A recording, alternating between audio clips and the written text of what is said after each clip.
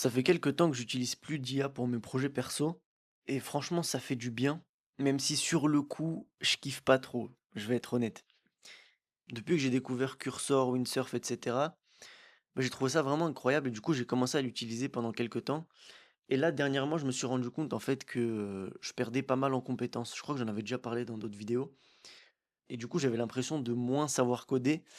Ce qui me dérangeait pas mal parce que, certes, je gagnais du temps, mais je voulais quand même être compétent dans ce que je faisais, en fait. Ça fait partie d'une des choses qui me tient vraiment à cœur et surtout dans le développement, vu que j'aime vraiment ça, tu vois? Je pense que je suis passionné par ça et donc en fait, ça m'embête de me rendre compte que je suis plus très compétent dans ce domaine ou du moins de perdre de la compétence.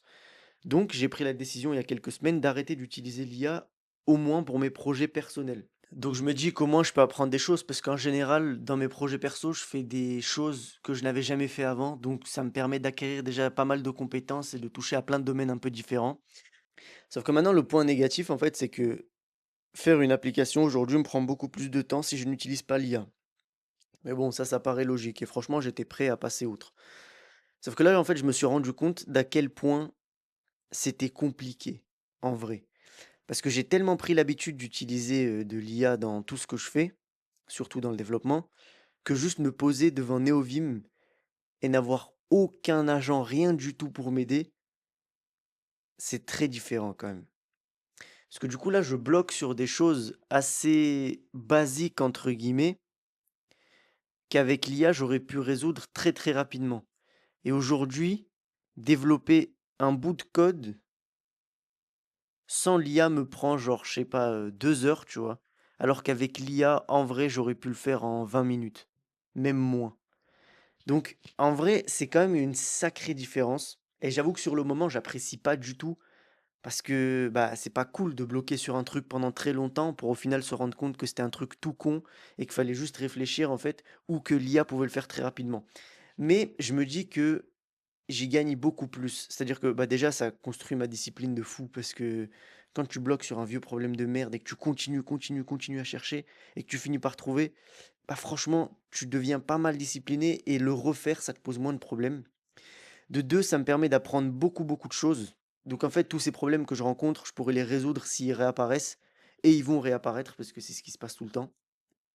Et de 3, ça me permet vraiment de faire des applications de A à Z dont je suis quand même assez fier. Et au moins, je connais vraiment le fonctionnement de mon application. Parce que ça, c'est un autre sujet. Quand l'IA développe une grosse partie d'une application, c'est comme si quelqu'un d'autre l'a développée en vrai. Et donc, en fait, tu connais pas vraiment ta code base. Et des fois, c'est un peu chiant parce que tu perds du temps pour faire des choses, tu perds du temps à essayer de comprendre comment tout fonctionne, alors que si tu l'avais fait à la main, tu saurais directement où aller pour résoudre ton problème. Donc, je regrette pas du tout de ne plus utiliser l'IA, même si ça prend beaucoup plus de temps. Je me dis que je suis quand même gagnant à la fin et qu'au bout d'un moment, à force justement de me forcer comme ça à ne pas utiliser l'IA et à coder à la main, je vais juste devenir meilleur en fait et je vais passer beaucoup moins de temps sur les problèmes. Alors je dis pas que je vais arriver au niveau d'un chat GPT pour résoudre des problèmes assez basiques, c'est-à-dire les résoudre en quelques secondes, mais je peux juste m'améliorer en tant qu'humain, tu vois. Et en fait, le truc qui m'a vraiment poussé à ne plus utiliser l'IA, comme j'ai dit, c'est que je me suis rendu compte que je perdais en compétences, mais aussi à quel point j'étais bloqué quand je l'avais plus.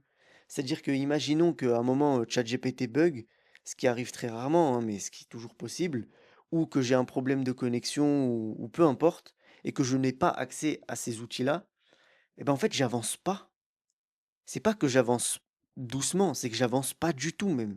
Parce que je suis en mode: «Non mais vas-y, c'est trop chiant, je vais pas le coder à la main. L'IA, elle aurait pu le faire, mais là ça marche pas, donc voilà, c'est bon, je peux pas avancer», donc je laisse tomber. Alors qu'aujourd'hui, en fait, non. Je peux juste prendre mon PC, être tout seul, sans connexion internet, rien du tout et pouvoir développer quand même. Alors certes, dès que j'ai un souci ou quoi, je cherche sur internet, tu vois? Je vais pas demander à ChatGPT direct et j'utilise pas d'IA dans mon éditeur de code, mais je vais chercher sur internet comme on faisait avant que ChatGPT existe, c'est-à-dire, Stack Overflow, Reddit même des fois, et cetera. Mais si vraiment je ne trouve pas et que ça fait longtemps que je passe du temps dessus, je m'autorise quand même à aller demander à ChatGPT. Alors, ce que je fais, c'est que déjà je lui donne pas accès à mon code, parce que je trouve que c'est trop facile en fait, tu vois? Et j'ai pas envie justement de faire ça, j'ai envie de me quand même savoir ce qu'il fait et j'ai envie de savoir ce que j'implémente. Et je ne fais pas de copier-coller non plus. Donc je vais sur chatgpt.com, tu vois, le site, et je lui pose ma question. Donc je formule le truc, je lui dis: «Bon, voilà ce que je suis en train d'essayer de faire, voilà comment est-ce que je m'y suis pris et voilà le problème que j'ai». Et du coup, à partir de là, il m'aiguille un peu, en fait, et vu qu'il a pas mon code, il peut pas savoir directement quoi faire. Et donc ça veut dire qu'il me donne des fois plusieurs possibilités ou qu'il m'aiguille sur certaines choses et du coup à la fin, c'est quand même moi qui implémente la chose et c'est quand même moi qui trouve le bug la plupart du temps. Certes, je me suis fait aiguiller, mais c'est comme si en fait je codais avec un mentor par exemple, tu vois? Et je trouve que ça c'est pas mal. Et donc aujourd'hui, je suis en train de développer, du coup mon calendrier, su en Go. Mais à côté, je suis aussi en train de développer une autre application qui a pour but d'être commercialisée par contre. Et là, en fait, c'est un espèce de SaaS en React.js et Symfony. Et donc là aussi, je développe pas du tout avec l'IA. Alors, peut-être que je devrais, tu vois, pour gagner du temps. Mais encore une fois, pour toutes les raisons que j'ai citées juste avant, bah, j'ai pas trop envie. Et je considère un peu ce SaaS comme un projet personnel quand même, tu vois. Parce que certes, il a vocation à être commercialisé, mais ça reste un projet personnel. Donc, dans cette optique, je n'utilise pas d'IA.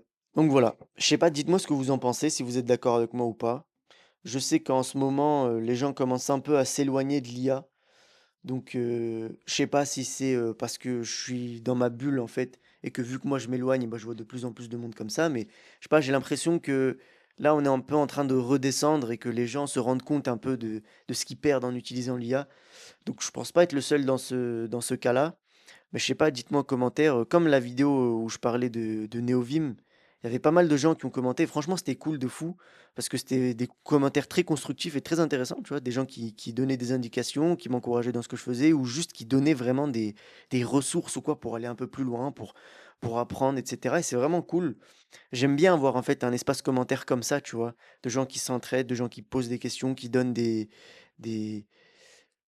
qui donne des infos ou des trucs comme ça. En vrai, ça peut être vraiment pas mal, donc n'hésitez pas à refaire la même chose sur cette vidéo si vous voulez.